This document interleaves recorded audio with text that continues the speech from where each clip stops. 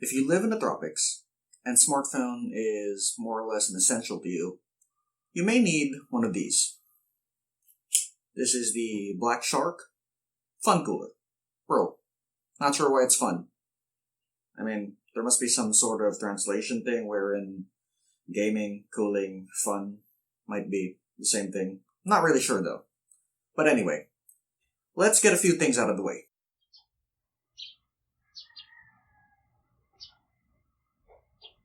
First of all, do you need a cooler for your phone? Most phones nowadays are basically like miniature laptops. They can do everything that a laptop can do. But, it fits into your pocket. And, well, these cooling systems, or these smartphone coolers, were built primarily for, to prevent thermal throttling. It's not so much to cool off your phone as it is to prevent thermal throttling. If you're just using your phone, like a normal person, you do office work, you play a few of these older games, you, stream Netflix, watch YouTube, and your phone is overheating, you probably shouldn't be getting one of these. Most likely your phone is a little too old and that's already like a fire hazard, so you should just buy a new phone. Not the point of having one of these systems. Next, I'd like to clarify another common misconception about thermal throttling and purchasing equipment that prevents thermal throttling. Because you live in the tropics, you're probably concerned about heat generation. It's one of the biggest problems for electronics is, electronics get too hot, they run at temperatures that are very high, and, they start slowing down. This is actually what thermal throttling is. It, lowers the efficiency or the clock speed of your processor in order to stop it from becoming a thermonuclear warhead. Or, just battery expansion, less serious things. But anyway, most of us worry about heat generation. But did you know the opposite is also possible? If your electronics run a little too cool, that could also lead to hardware problems. And a lot of people don't know this. Generally, consumer electronics are designed to run at a certain temperature. Not too high, not too low. So if it gets too hot, it'll slow down due to thermal throttling. But then the opposite also happens, where if it gets too cold, it'll actually start draining your battery life and give your components a very hard time to process things. So either way, you want to maintain the recommended spec of the system. You want it to run at the temperature it was designed to run. So don't just go buy a phone cooler for no reason. If you just want to get your phone cold, that actually is not a good thing. You want it to run at its design temperature, and you simply want to prevent it from overheating if you're doing processor-heavy tasks. What are processor-heavy tasks? Generally, these coolers were designed for gaming. Gaming because, everybody plays games nowadays on their phone. And, there's the buzzword, gaming phones. Everybody wants a new gaming phone so they could game faster, less lag, higher frame rates, stay ahead of the game and all this other gaming stuff. But you see, most consumer phones nowadays, especially flagship models, especially anything running on the Snapdragon 7 or 8 series, are basically like mini laptops. So if you guys are subscribed to the channel, you would know that I run all my videos through my smartphone.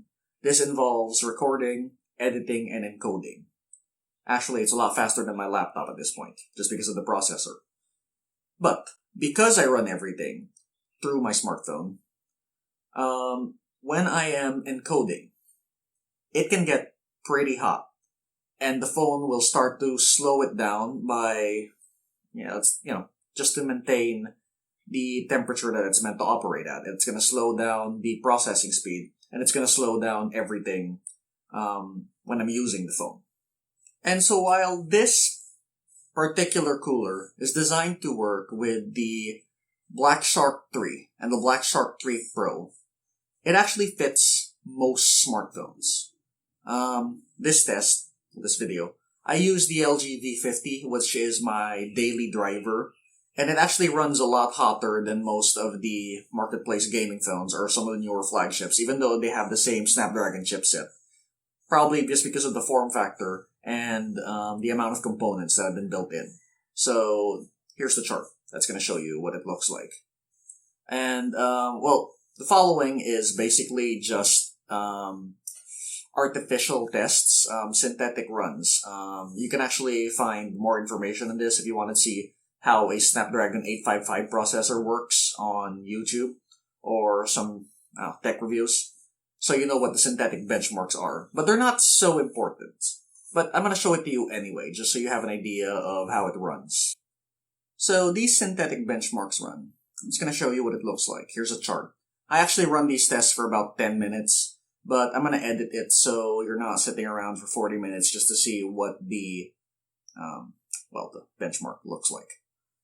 But here's the important point. On idle, it runs at this temperature. And now, when you apply the cooler, and it drops it by about 6 to 8 degrees, more or less.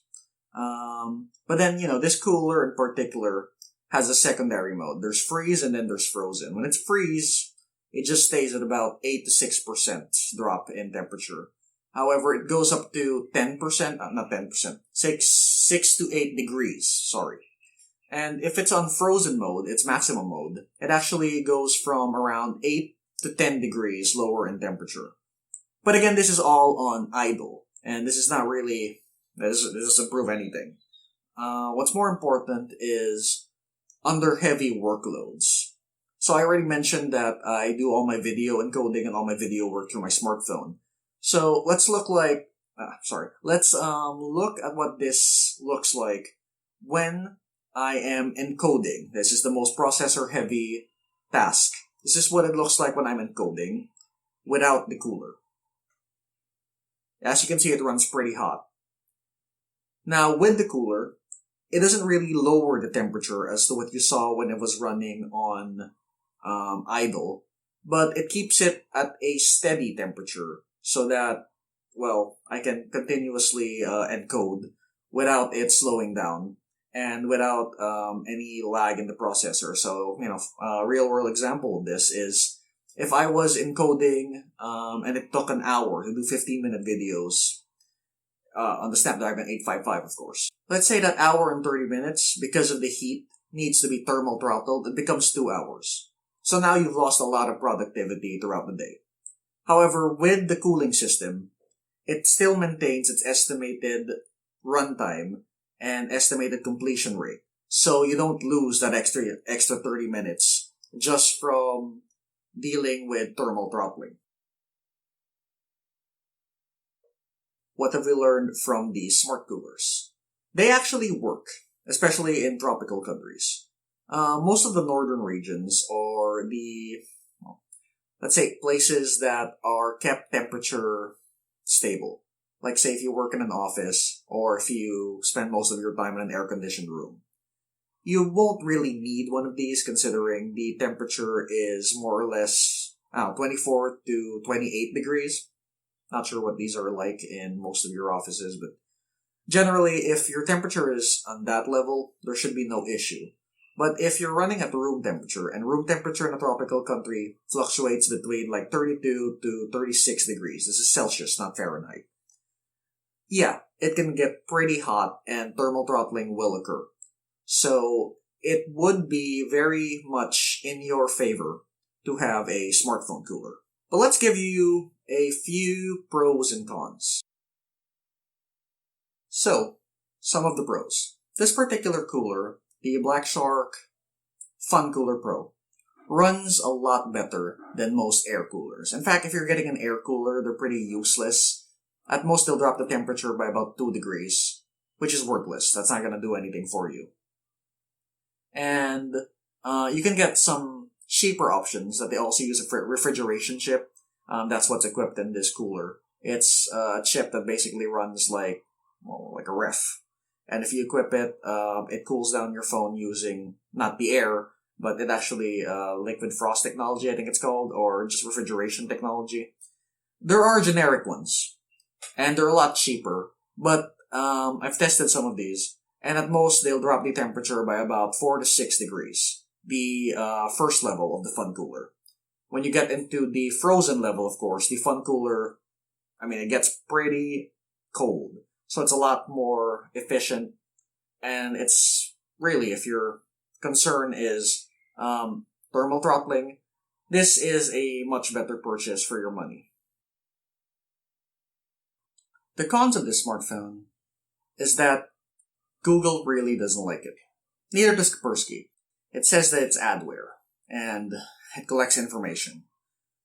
But really, if you're concerned about that, you probably shouldn't be on the regular internet. Maybe use the Onion router. That's a lot safer, if that's your concern. Because anyway, somewhere out there, someone's collecting your data, whether it be Google, Facebook, China, Tencent, all of this big issue. Somebody's collecting your data anyway.